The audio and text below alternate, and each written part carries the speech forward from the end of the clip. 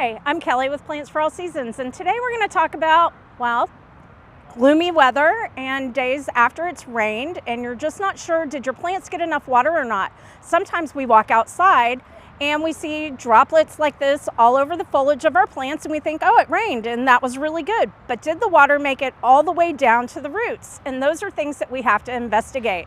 So to do that, you would simply pull back your mulch, look at your soil, dig around a little bit and see if the soil is wet or dry, actually at a kind of shallow amount.